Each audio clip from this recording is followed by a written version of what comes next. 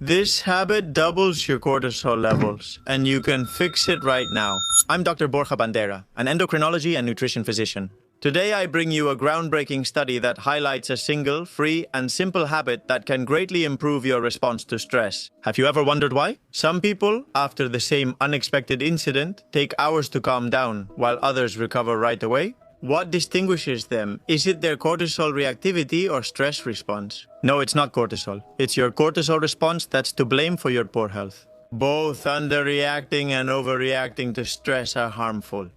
What habit causes you to overreact to daily stress? It relates to your hydration.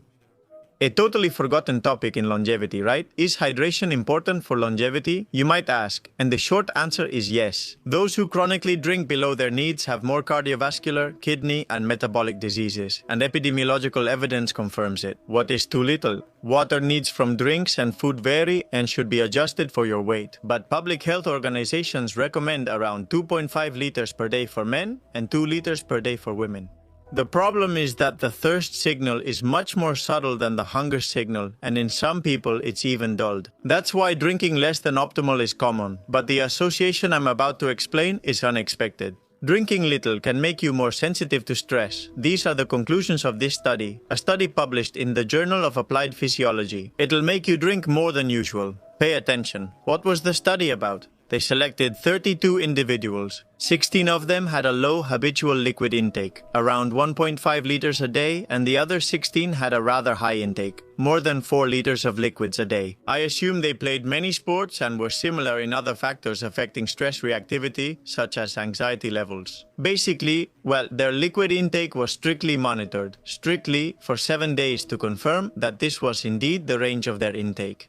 On the 8th day, they took the Trier Social Stress Test. It's a psychosocial stress test called the Trier Social Stress Test, which simulates. A stressful job interview is one of the toughest and most stressful situations a person can face, right? They then measured the individual's salivary cortisol response and found interesting results. Look, the test raised heart rate and anxiety levels similarly in both groups. The one who drank a lot, the one who drank a little. But the cortisol levels and the time they remained elevated were considerably higher in the group that drank little.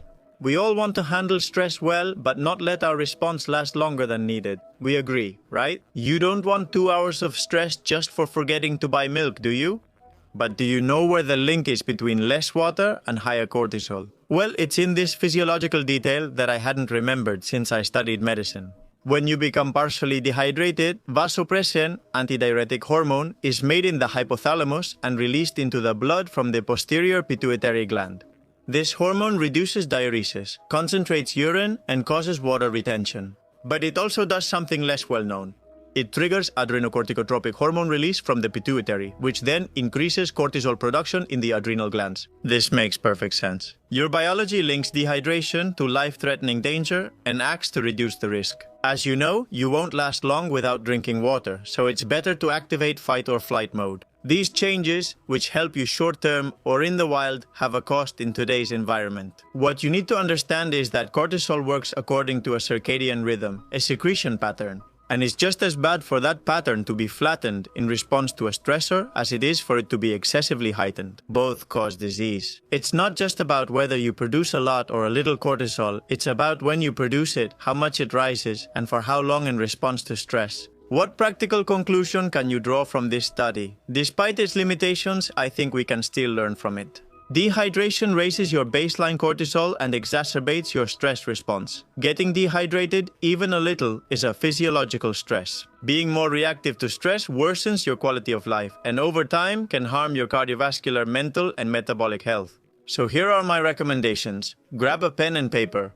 Aim to drink at least 1.5 liters of fluids daily from food and drinks. This is easy to do. Below these amounts, serum cortisol increases. You can achieve this by making sure that most of the time your urine is pale yellow and avoid having very concentrated, very dark urine. Have a fluid plan for endurance efforts lasting more than 45 minutes, especially in warm environments. If you have trouble drinking just water, get creative. Infuse your water with fruits, add some lemon. Drink sparkling water, infusions, or tea. Food also provides water.